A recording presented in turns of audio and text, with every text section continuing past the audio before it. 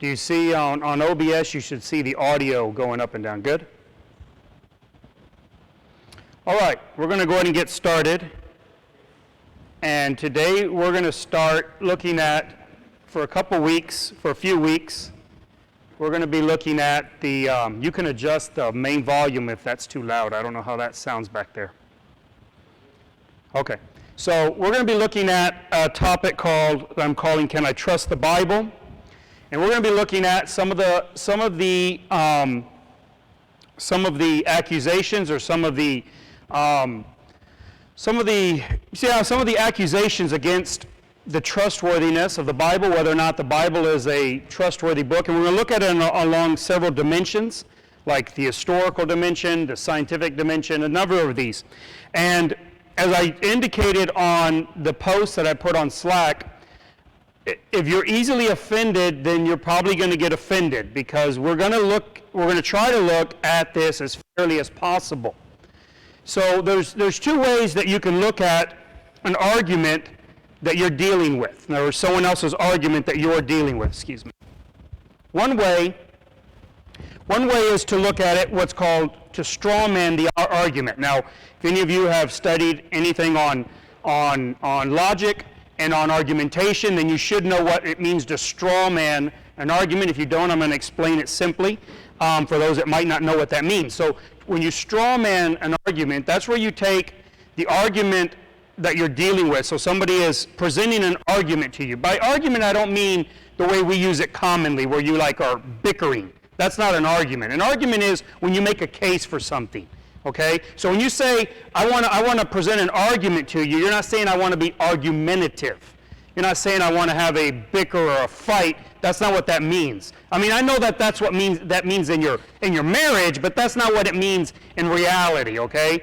In reality, when we talk about an argument, we're saying we're making a case for something. We are arguing for something. We're saying, this is the way I think the world is, and this is why I think it's that way. And it can be perfectly collegial, genial. There doesn't have to be any anger involved in this at all. In fact, anger clouds argument. So if you want to make a successful argument, whether it be a coworker or your boss, or with your husband or wife, or even with your children, whoever it is, if you want to make a successful argument, you need to keep your emotions under check, which means anger and excitement. I know that's extremely hard, and I'm not pretending that I'm an expert on how to do that. I'm just telling you that's true. So when we talk about arguments in this series, I want you to understand we're not talking about two people, arguing like we would think about it normally. This is more from a logical standpoint, and it's making an argument. So when you strawman an argument, what you're doing is you take, we're going to call it the opposing side, just for lack of a better word. So you take the opposing side's argument and you refigure it in a way that's easy to destroy, okay? And we do this all the time. In fact, if you'll be aware of these things, you'll probably find, if you start looking at your discussions at work or with your family or with your spouse or whatever, you'll see you do this all the time. A straw man argument many times is preceded by the phrase, so what you're saying is, and then you restate what they are supposedly saying, but in a way that is very beneficial for you, right? In a way that makes it easy for you to then decimate it. And that's called a straw man. The idea is, the metaphorical concept of it is that you take their argument and you make it out of straw, and then you can light it on fire.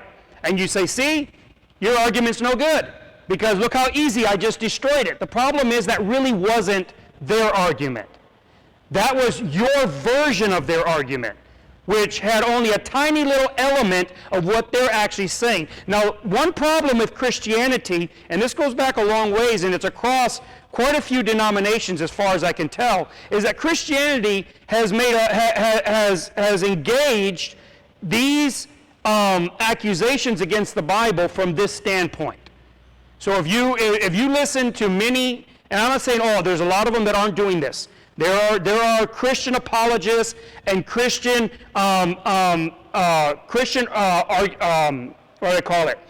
Christian defenders that are being very fair to the other sides. and presenting them very carefully and very fairly. But many are not, especially when you get into pastors and churches. It just tends to not be the case. I grew up around this, and I find that more often than not, we take the easy way out and we present the argument for the atheists, the argument of the agnostics, the argument of the people who don't believe the Bible, who have some skepticism about the Bible, and we present it in such a way that it is cartoonish. We characterize it. And that may seem like it's a good way to gin up the support of the faithful, and everyone who already believes the Bible is like, yeah, that's right, we just decimated it, yeah. And that works maybe that way a little bit. But the moment you actually confront someone who knows what they're talking about, and isn't that cartoon version of the atheist or that cartoon version of the skeptic, well, all of a sudden you find out that everything you've been taught and every way you've been taught is of zero value. We find this, it's not with people who disbelieve the Bible. You have the same scenario with people who will believe the Bible differently. And I see a lot of this, for instance, in the ministry in Mexico. I encounter a great deal of this because the doctrine, the Roman Catholic doctrine, is generally taught in the churches I'm associated with, generally taught very poorly, even though they are all Catholics. But they teach it as if it has no substance to it. So anytime they actually have the opportunity to discuss with a Roman Catholic who's knowledgeable, well, then they just tear them apart. They tear their arguments apart is what I'm saying. The Christian arguments just get torn to pieces because they're not engaging with reality. They're not engaging what Roman Catholic doctrine actually is. And if you think Roman Catholic doctrine is like crazy or like it's just like way out there, like it's some kind of Looney Tune type thing, you're mistaken. They've had thousands of years to perfect this and to make it engage reality as best possible. So Roman Catholic doctrine is not, it's not like these crazy little sects that pop up, last decade.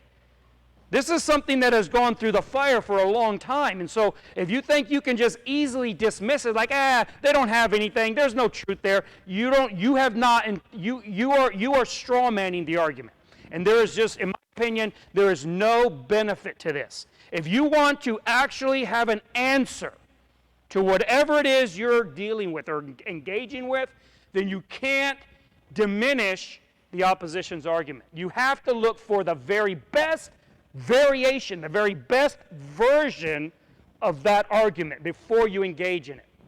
Now, this is hard because most people you're going to discuss with, in fact, probably you also, are not very good at articulating what you're trying to say. And this is something that whenever you're engaging with people, and this isn't just on biblical matters, if you're engaging with people on any matter, whether it be a family dispute or whether it be a job site dispute, you will go a lot further if you can train yourself, and it requires training. Train yourself to actually hear what they are trying to say, not what they're saying. If you think back to some of the discussions you might have had, whether they be social or religious or economical or political, whatever discussions you might have had recently, think back and think about how you engaged that situation, and you'll probably realize that what you did is you latched on to something they misspoke. So people misspeak, they say something they don't really mean to say, and rather than just let it go and realize and try to understand the best case they're trying to make and engage that, you say, ha, I can get them here because they said something stupid. And they probably didn't mean it, but it doesn't matter. It's like once you've said it, that's your position. And it's a good way to win an argument. It's not a good way to win a debate. And I'm using those words particularly different. So, when we have arguments in the very common sense in which we're bickering, well, that's a good way to win that, right? Get them to say something they didn't mean to say and then just ram it down their throat. Now, you can win an argument like that, but you're not going to win a soul like that. And you're not going to win a friend like that. And you're not going to win a position like that. So what you need to know how to do is to not straw man the other arguments, okay? So what do we do? So this is what we are going to do, or at least we're going to try. Now, this is extraordinarily difficult to do. Straw manning is natural. Everybody does it, and it's very easy to do. So there's another way of looking at it, and lately, if you've followed anything in political discourse, you might have heard this term being used, but it's called steel manning the argument. And this, even though the term is kind of new, the concept goes way back. I mean, you'll find this all the way back into the Roman writings on debate and discussion and argumentation, all the way back into there. You'll find it in India. They actually have a whole school of thought organized around this whole principle. So this is a very old principle, but the term is relatively new. And what they're doing is they're trying to play off of the old term of straw manning an argument, and the idea is called you steel man the argument, which means you take the opposing side's view and you express it yourself as strongly as you possibly can, making it as hard as you possibly can for you to answer it.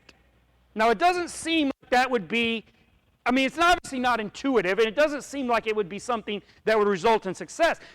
But you do realize that when you misrepresent the other side, you don't actually convince them. I may not be able to prove to you that that's not what I meant to say. I may not even realize that you have subtly poisoned my argument so that you can then knock it over with a very soft blow. I may not have realized that, but I know it. Everybody knows it. That's why we're not convincing as people. And people that are very persuasive, generally, and I've really studied a lot of this, at least anecdotally, people I've met, people that are truly persuasive, it is because they know how to engage people, engage their argument as it is in its best version. And that may not be the version they're articulating, but they give them every benefit of the doubt, and they engage with the strongest version of what they're saying. So I had an opportunity to try both of these over a long period of time. In Mexico, when I was down there as a missionary, I dealt with a lot of people every day, especially at the beginning. I mean, we're talking, when I first started the church in San Luis Potosí, I was very young, but we would go downtown and preach, and we would get 300 to 500 people every night standing around listening to us. And then we would debate with them all night long, like till 2 or 3 in the morning sometimes, and hundreds of people. And so I had a lot of chance to try different things. And for the first period of my ministry, well, I was typical, uninformed Christian, and I was a little bit perhaps quicker than most of the people I was dealing with, and so I could pick apart their argument by finding all the little errors that they were making in it. And for everyone listening, they're like, oh, he won, yeah. But I never won anybody. Because they in their heart, even though they may not be able to contend with my prowess, if you will, they knew in their heart I was not addressing what they were trying to say. So as far as they were concerned, I wasn't even talking to them. And that's the problem with when you straw man. You're not actually speaking to the person anymore. You're speaking to the cartoon version that you fabricated. So when you steel man the argument is where you understand their position at least as well as they do. And ideally you will understand it better.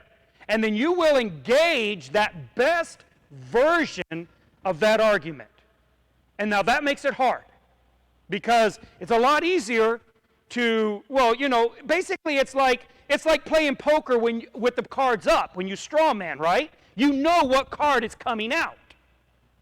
So if you know what card's coming out, well, then you can win. And when you're playing the other way is you're playing by the rules. You're playing with the cards face down. And you're allowing for an argument that you may not have all the answers to. That's the difference. And so when we go through this series of different ways of looking at these objections to the Bible, we're going to look at it in this way. And so it may be difficult for you because I want to try to go through a few minutes and present an argument as strongly as I possibly can for why the Bible is not trustworthy. And over there. So I don't want you, now I don't know how successful I can be because it's very, very hard to do. I mean, I've heard very experienced debaters and people that are formally trained in logic try to steel man arguments, and they're not always successful. It is very hard to present something you don't believe as if you did. That's very hard. So you'll be able to judge whether or not how successful this is, and maybe you could do it a little better. And I hope you can. And I hope you will practice it and try this because it's very good. A good practice for you would be, before you're going to address something you don't agree with, would be to sit down and write out the opposing argument as strongly as you possibly can before you address it. Whether it's an argument with your wife, or with your boss, or with your coworker, or with somebody, your friend, or whatever, sit down and say, what is it they actually think and believe? Write it out and argue for it as strongly as you can. And if you can argue their side stronger than they can, you'll actually have a chance at convincing them. So that's what we're going to do. So I don't want you to take this attempt at steel manning these positions as being what I actually believe. But I hope that they're compelling enough that they actually make you a little nervous. If I can make you a little nervous and you start getting feel a bit of panic coming up in your chest, then maybe I've done a good job at it. Now, if I do it and you're like, that's nothing, well, then I've done a bad job at it, right? You should actually be like, oh my, that's not good. That sounds, maybe we should stone him. If that's how you're feeling, then we've done a good job. So that's what we're going to do going forward. So I want you to be aware of how we're going to do this, okay? So we're going to look at today, I want to look at one of the accusations against the Bible of why it's not trustworthy, and that is that the Bible is old-fashioned, outdated, out of touch, and obsolete. So you're looking at a book that is at least 2,000 years old, okay? Now, let's just discuss that just briefly for a moment. I don't want to get too much lost in the woods on this, but I do want to make this point before we look at their argument, and that is that they are right on that.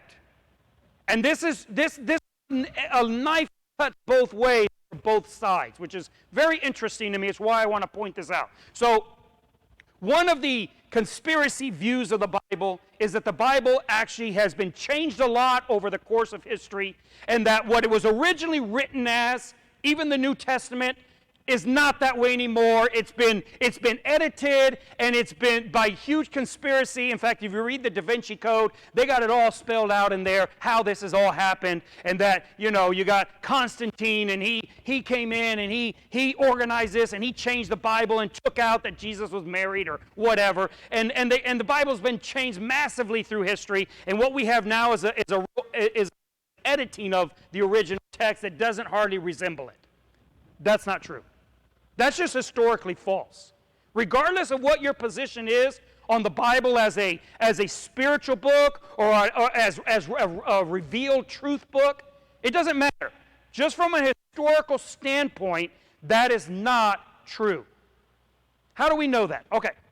This is, and we're going to talk about this someday when we get it, because I do want to do a series on Bible versions, Bible translations, and we're going to look at a lot more of this in depth. But just the quick version of this. We have manuscripts that everybody agrees. We're talking about people who do not believe the Bible, atheist scholars, who their job is dating old writings, figuring out what date these old texts could be written in, these old manuscripts. We have manuscripts of the Bible, portions of the Bible, that go back to the year at least 100.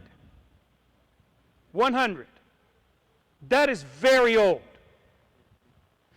The oldest manuscript, just to kind of put this into perspective, the oldest manuscript that we have talking about the life of Alexander the Great is like the year 700. Nobody doubts about Alexander the Great.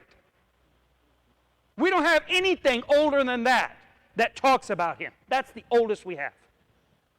We have texts of the Bible that go back to at least to the year 100.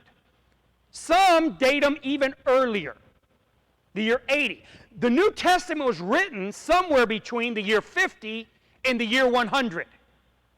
So what we're saying is we have manuscripts of the New Testament, and not just one, we have a number of them, that go back to within a decade of when it was written. And you know what we find when we examine these manuscripts?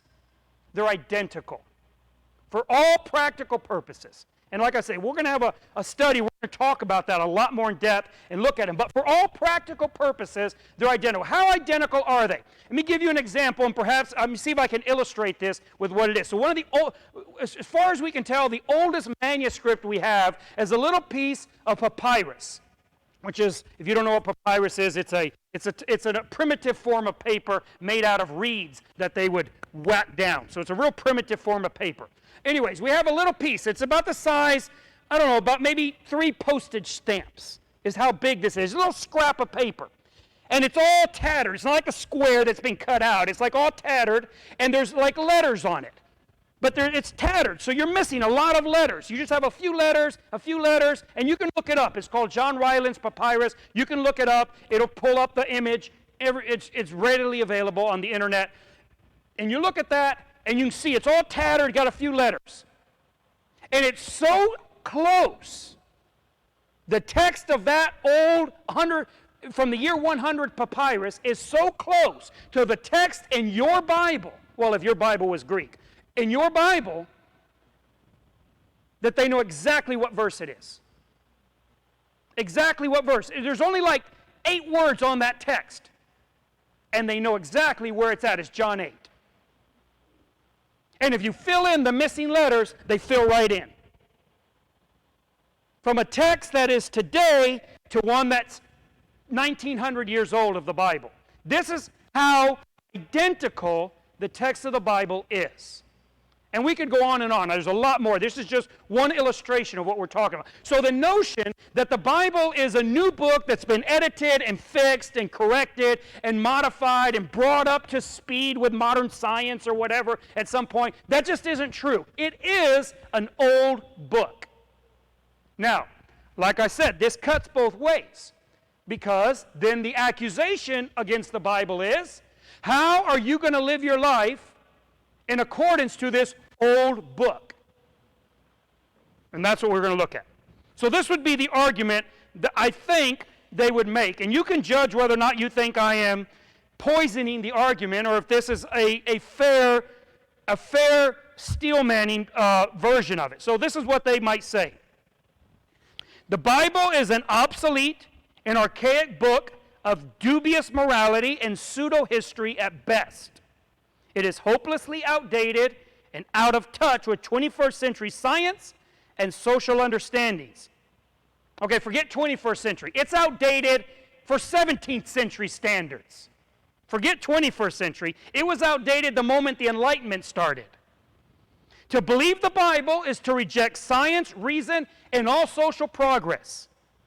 Not only is the Bible outdated, but its strictures would require the devout to constantly reinterpret its statements to keep it abreast of scientific advancement.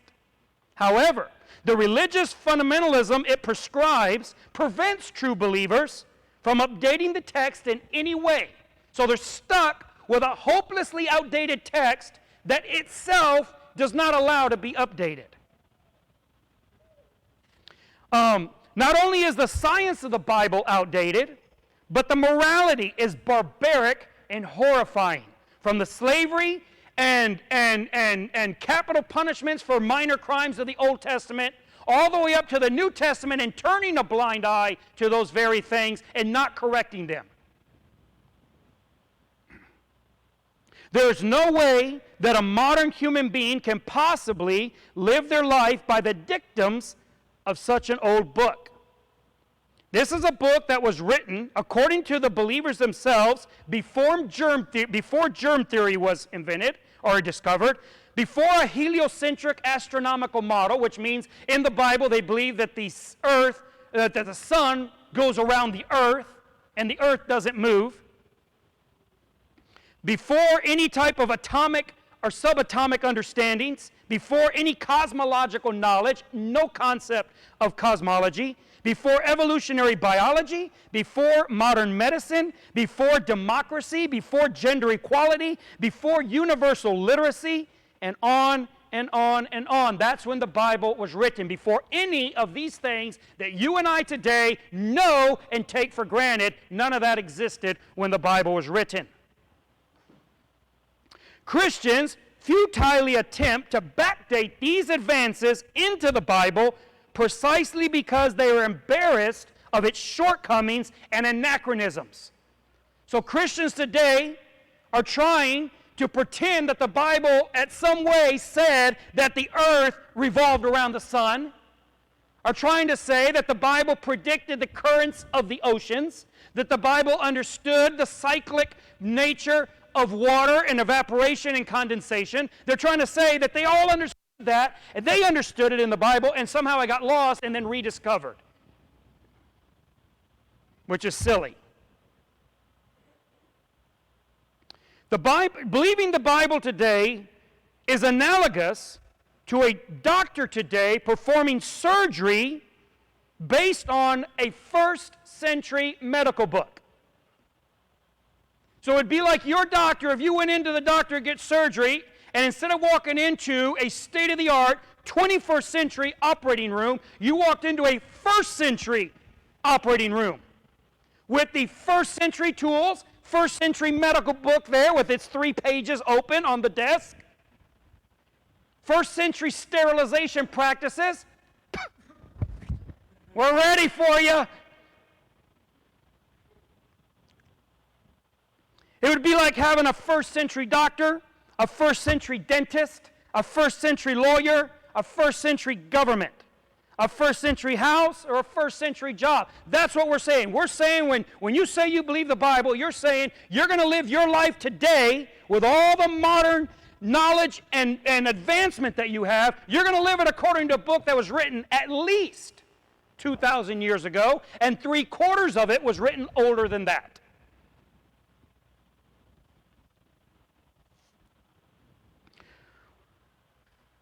Why would you hold to a first century dogmatic text when the 21st century offers knowledge and reason based on empirical facts that can be seen, tested, and demonstrated?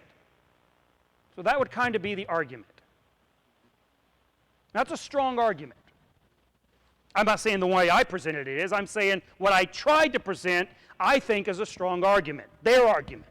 I hope I did it some form of justice, and you have to determine that. But to me, that is a strong argument. And if you look at this in any other field, you would agree. You would not want a first century doctor operating on your child. You would not want a first century mechanic working on your car. There is nowhere in your life where you would accept anything from that time period as being any type of authority. You would not want your children learning science from a first century science book. So then why do Christians believe the Bible? Now this is a good argument. And you can't just hand wave it away. You can't just pretend it doesn't matter. So when you say, I don't understand why people don't believe the Bible, this is one reason people don't believe the Bible. Now, there is a lot in this argument that we don't have time to get to. We're going to look at that going forward, because this is actually, and this is one thing you have to realize. This is one of those shotgun arguments that they make. It's like they put every possible thing into the bucket and they just throw it at you. So this is a lot of arguments here that are actually distinct things that we need to look at. Right? For instance, they'll mention the barbaric nature of the Old Testament. And we're going to look at that. And if you haven't read the Old Testament seriously, then you might get some of that panic feeling in your heart when we start looking at some of the things that they're pointing out. Okay? But that's a different argument. It's not this one. So we want to peel back all these extra layers that's been added, and we want to get down to what is the actual heart of this argument, and that is that the Bible is old and it is not up to date. So we want to examine that, and we first want to see if that is a true statement. Is the Bible old-fashioned or outdated? And if it is outdated, what does that mean? So that's really what we need to look at. So let's look at that here for a moment. In order to proceed and look at this, there's a few assumptions that we're going to have to make, because we're just getting started, and I hope that over the next few weeks we're going to look at these assumptions and we're actually going to test them. Okay? So I want to acknowledge that we're going to make some assumptions that we're just going to take for granted at the moment in order to make an argument. I'm not saying that those assumptions are self-evidently true, which is very important to understand. Many times when we make an argument for something, we make assumptions that we pretend are self-evident.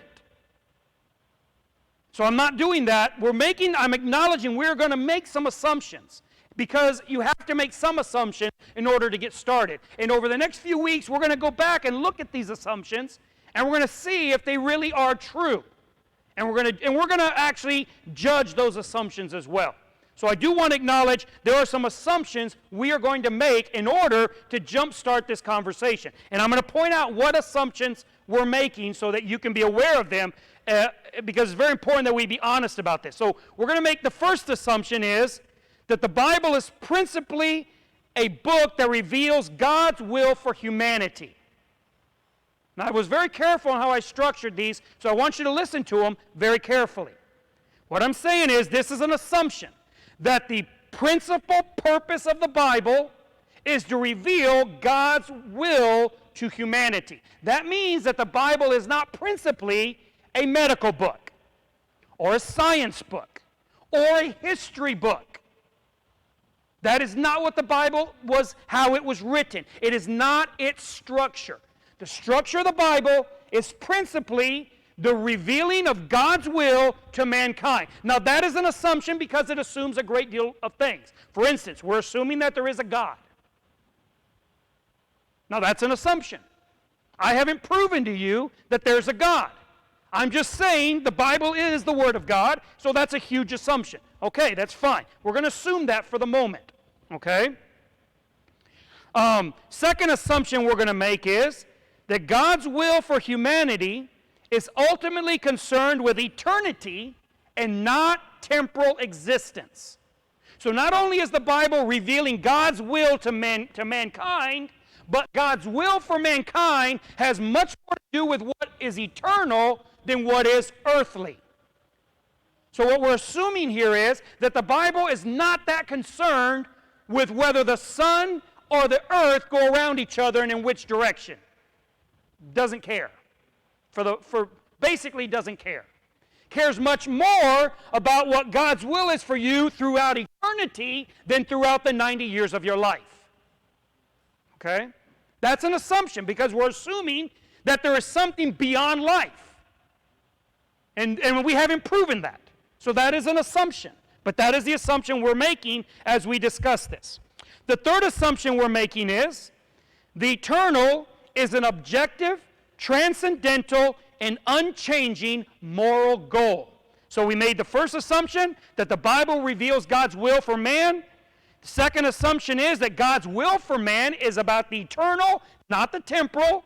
And the third is that the eternal is objective, transcendental, and unchanging.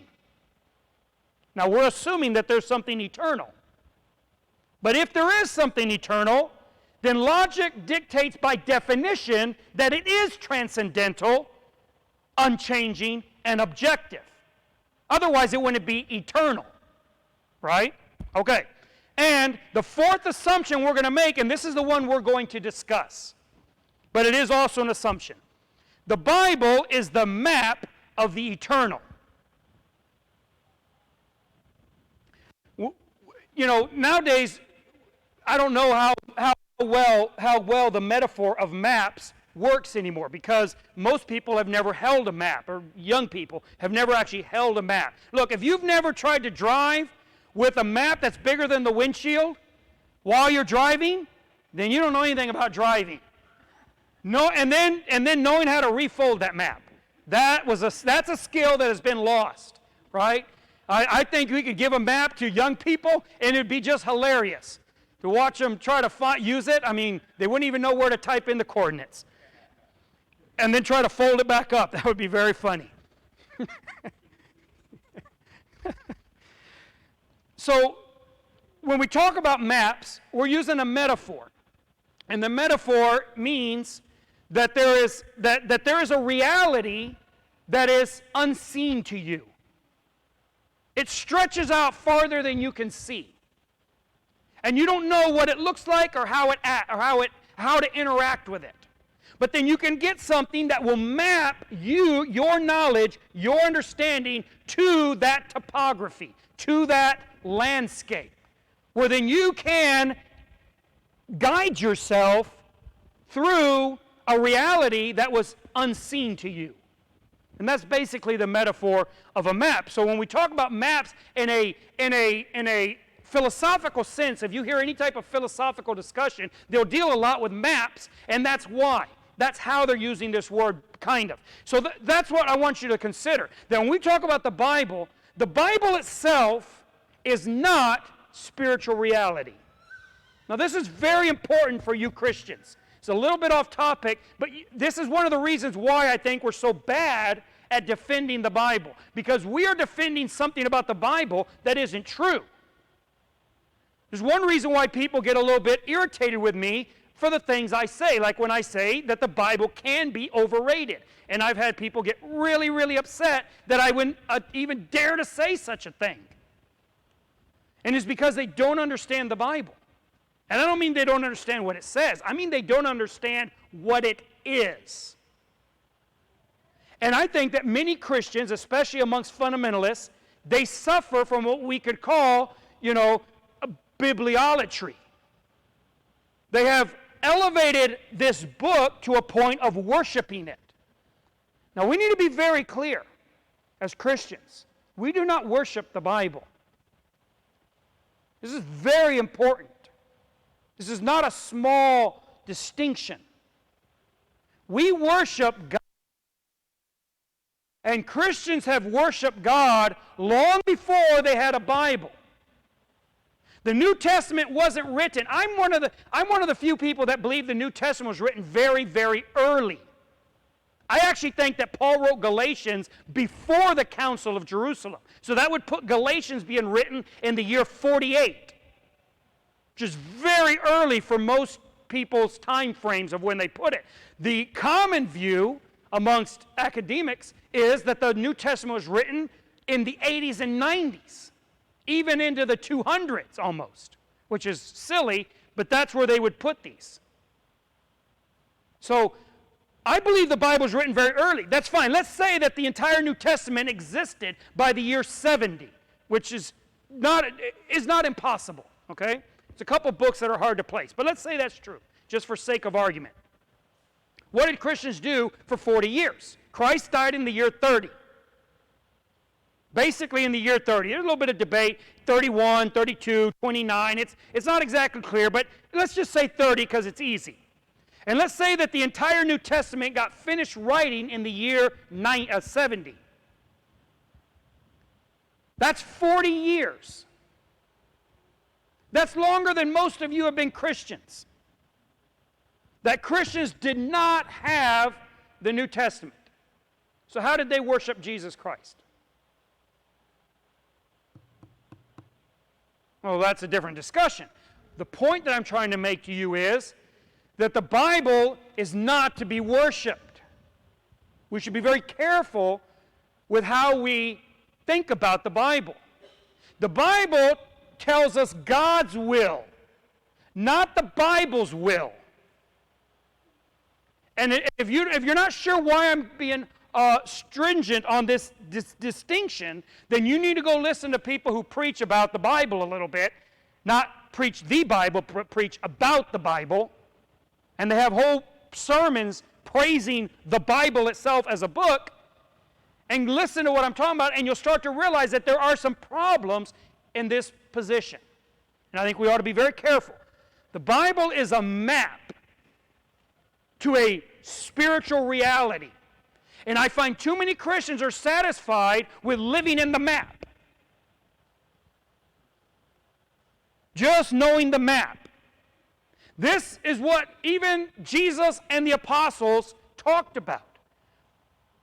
When Jesus talked about how they had all this knowledge, the Pharisees did, yet they didn't lift it not with one finger. They didn't engage the knowledge that they had in a real way. And Christianity is very easy. It's very easy for us to fall back into that ourselves. So we got to be very careful with that. So the Bible is a map of the eternal. Now let's get back to where we're at. So the accusation is that the Bible is hopelessly outdated. Okay, first let's look at that from just a factual standpoint, if that's true. Now, we are assuming that the Bible does not speak to science, which is that's my assumption. That's one of my starting assumptions. The Bible deals with God's will for man in the eternal reality, not the temporal, not the earthly, not the materialistic or natural. If that is true, then there is no reason to think that the Bible would be scientifically accurate. It's just not even necessary for that to be the case. You think, well, that can't be. Let me try to give you an illustration where I think that we can see that we all behave that way every day. Even the people that are making the accusation behave that way every day. They do not expect their love letters that they receive from their wife to be scientifically accurate. When their wife tells them, I love you with all my heart, they don't throw away the love letter and say, it's a lie. She doesn't love me at all. Because the heart is a muscle and incapable of emotion. Because that is not a scientifically accurate fact at all. And when they're watching the news in the evening, and the newscaster says, sunrise will be, and as soon as he says that, they don't grab their TV and throw it out in the yard and say it's a lie in television because the sun doesn't actually rise. That is a scientifically inaccurate fact. We accept scientific inaccuracy all over our lives. Not because we approve of inaccuracy, but because the context in which we find it at these times is not pertinent to science. So when I am speaking to my wife, I can be unscientific, and it has no bearing on whether or not I'm being truthful. Now, if I'm in a science class, and I'm explaining the cosmological movement of the planets, and I'm talking about how the sun comes around the earth, well, then that's a problem. Because the context is science. So the only way in which the Bible could be considered outdated based on a scientific viewpoint or perspective is if the Bible is speaking to science. But if the Bible is not speaking at all to science, then you can't judge it on that criteria. Just like you can't judge a love letter on its anatomical correctness. You can't do that because it's not that context. And being unscientific in that context would not make it false. So this is how we have to consider. When we say the Bible is God's will for man mapped across the eternal landscape, then we are saying we don't care if it's scientific or not. It has no bearing. I don't care if they understood cosmology or anatomy or anything else. It doesn't matter. It makes no difference because it's not the context. And not only are we saying they're allowed to make mistakes in that, we're saying that just by looking at how we interact with these things and we map across different landscapes, we're saying they are allowed to actually misuse science to make a point, just like we do. Just like every single critic of the Bible does when they talk about loving somebody with all their heart. They know for a fact that what they're saying is not technically true, or scientifically true, I should say, but they say it anyways because it makes a point, and it's allowed. Okay? So, when we look at the Bible and we say, is the Bible hopelessly outdated? We have to separate it off from any type of scientific discussion if you accept my assumption. Now, there are Christians who believe that we should be teaching science out of no other book but the Bible. They really do. I mean, there's some, look, we may seem reasonable here. You get out into other churches, you're going to find, and I'm not trying to tar anybody, I'm just saying, I've been to some churches, there are few, and they're crazy, but they are few and crazy. And they will say some crazy things. That's like, this is just no way, this is, and then it explains why you have some of this criticism against the Bible, because when you hear that, it's like we all get tarred with this. No, the Bible should not be is not a science book. It should not be taught as science. That would be very bad. And we're going to look into that. That's a huge objection we're going to get to much more in depth. However, my assumption is, like I said, that the Bible is a book that deals with God's will for humanity across the eternal landscape.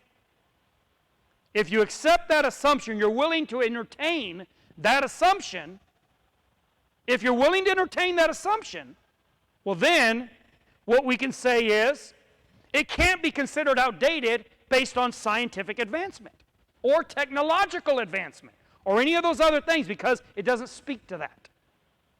Okay? But I think this is the thing we have to consider most, is this next to the last assumption that we talked about, and this is where we have to look at it. And the third assumption was that the Bible, that the eternal, that the Bible speaks to an eternal landscape. That eternal landscape is objective, transcendental, and unchanging morality. And that is what the Bible speaks to. Now that's my assumption as I read the Bible. So when I read the Bible, I don't even care whether they say the earth is flat. It makes no difference. Zero. I know some people be like, well, if it says the earth is flat, I can't believe it. Well, that's just silly. Because then it means that we couldn't believe any history we found before the year 1000, because before that they all thought the earth was flat. So anything they said about anything at all can't be trusted, because they got one fact wrong. And as far as I'm concerned in my life, because I'm not an airplane pilot or a ship pilot, I don't care if the earth is round or not. Does that make any difference in your life? Probably not. Now, I'm not saying that fact isn't important. I'm just saying I don't live my life different knowing the earth is round or flat. Or if the earth turns around the sun or the sun around the earth, I'm not a physicist and I'm not shooting rockets up to the moon, so I don't care. As far as I can see, everything's flat. And I wish it were flat. I wish there were no hills, because I got to push carts and stuff up. I would rather everything be flat as a pancake. That'd be great, great. So this is ways in which we operate every day, and we're willing to accept things that we know to be false simply because they're not relevant to us. And that's the assumption I have of the Bible. The authors of the Bible didn't care whether or not air had weight. They didn't care what happened to the water after it rained. They didn't care. They didn't care if the mustard seed was technically the smallest seed or if it was just the smallest seed people knew about. They didn't care. It made no difference. It's missing the point. And it didn't mean that anybody who said these things was inaccurate or was in error as to the point they were making. So what is the point that the Bible is making? It is an objective, transcendental, unchanging moral view. That's the point of the Bible. Now, this assumption is loaded, because if you accept that assumption, then it immediately disqualifies any argument saying that the Bible's outdated. Something that is objective, transcendental, and unchanging can never be outdated by definition. So the whole crux of the matter is the Bible objective, transcendental, and unchanging? And that's what we have to consider. Okay, so let's think about that. We got a few minutes, a couple minutes, and let's just look about that right now. Is there any evidence that the morality of the Bible is anything other than that? That would be the question. Now, I've heard arguments that it is, and they try to point to things and say, see here, the Bible's morality is suspect, it's old-fashioned, we've now advanced beyond it. I look around and I don't see it. The Bible, I find, especially if we're talking about the New Testament, which is what I think we should be talking about, not the Old, and we'll get to that later, another study, but let's talk about the New Testament and whether or not the New Testament, its morality is outdated. I read Ephesians 6 and how Paul deals with the family, the workplace, and society, and what the domestic duties of every constituent part of those are, and I don't find that we've come up with anything better. Where is this greater society we've developed? Greater than that the Christian church created. You do realize that practically every single atheist that is arguing that the morality of the Bible is suspect lives by choice in a Western culture. They're not living in Saudi Arabia or North Korea. They by choice live in Western cultures. Western cultures are the embodiment of New Testament morality. And this is provable. This is just historical fact. And this isn't coming from Christians telling you this. You can read Friedrich Nietzsche, he'll tell you that, and he wouldn't be considered, like the grandfather of Christianity.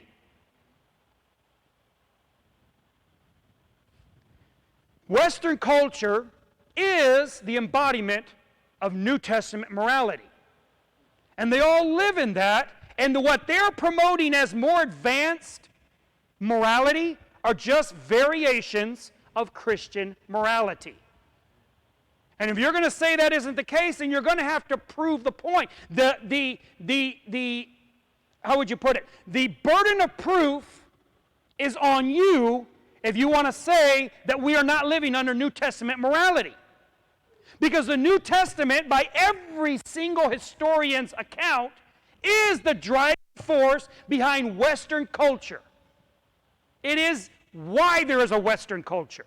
Now, you may not like that culture. You may say, hey, I think we ought to get rid of it, and this is what postmodernism actually wants to do. Postmodernism is the view that we should get rid of Western culture.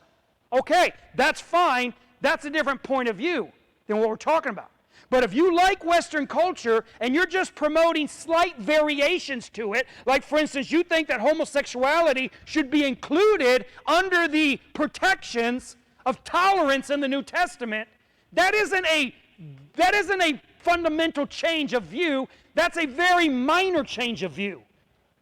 Very minor. Now, I know some people aren't going to like to hear that because they want to hear how horrible homosexuality is, and it is a sin. I want to be very clear. But we're not talking about the sin of homosexuality or the action. We're talking about whether or not people who engage in that behavior should be covered under the protections of the tolerance and charity clauses of the New Testament. Meaning they shouldn't be stoned, which I happen to agree with. They should not be stoned. Just like adulterers and fornicators and liars shouldn't be stoned under the protection of the tolerance and charity clauses of the New Testament. But this is not a dramatic change. You do realize it is Western cultures that afford those protections only. Go to places that they don't have the New Testament and societies not organized upon the New Testament and see how homosexuals are treated there. And thieves, and adulterers, and fornicators, and find out how they are treated by their civic governments. So if you're going to say that the New Testament, or that the Bible is outdated, you're going to have to show how or why how are you going to account for Western culture across the last 2,000 years? Where it came from, how it became what it is, and why you prefer it. And what do you have as an option? Now, people have come up with options, for instance, for the New Testament. Well, not true. For the Old Testament view of child raising, not the New Testament view. Let's be very clear. The Old Testament perspective on child raising, they have come up with alternatives to it. Principally, spanking, the whole spanking issue. Like, we have better things. Okay, well, maybe. The New Testament doesn't talk about spanking, so I'm perfectly fine with saying there could be something better. Great, show me what it is. Oh, it's whatever's produced the public school system in America. Great. Yeah, that's a good alternative. Oh, it's whatever's produced all the saggers walking down the street. Great. Yeah, let's embrace that. You can't just come and blow up the foundations of our culture and have no options. You can't say the Bible's outdated and have nothing better to say. And I've heard them, and I've listened to the foremost thinkers of these atheists, and they say that morality is old and outdated and old-fashioned, can't be trusted. And they ask them, what are you proposing? And I've never heard a single one of them give a concrete answer. They say, well, we're going to use our reason, and we're going to reason our way to better morality. Great, what is it? Well, we don't know. We're working on it. Well, nothing can be considered outdated unless you actually have something to replace it with. I'm willing to listen to whatever they want to say. If they want to say that there is some morality they've devised that has replaced the morality of the Bible, great, tell me what it is. I'm all for truth. I'm all for what's real and true. I'm not dogmatically attached to the past. I'm willing to hear it. But they don't even have they just have a process that they hope will result in an idea. Okay, fine. Pursue it. I'm not saying we shouldn't pursue reason. By all means. Get together in your little think tanks and come up with it. And when you come up with it, tell us what it is. But until you have a replacement, something cannot be considered outdated. This isn't an emotional argument. This is just a fact. It's a logical conclusion. And up to now, I can't find anything offered to replace the moral map of the Scriptures. I don't see it. Now, if you know of something, I would love to hear it. And by all means, tell me what it is. But I've spent hours and hours, and I've spent weeks and maybe more than that, listening and reading the foremost thinkers of the atheist camp, and I can't find anything that they're proposing as an actual existing replacement. They think there might be something in the future. Great. Okay, I hope there is. We'll see what that is. That's wonderful. I'm willing to consider it. But as of right now, they don't have anything, which means you cannot say something's outdated if it is still the only available model. All right. Well, we got to end there.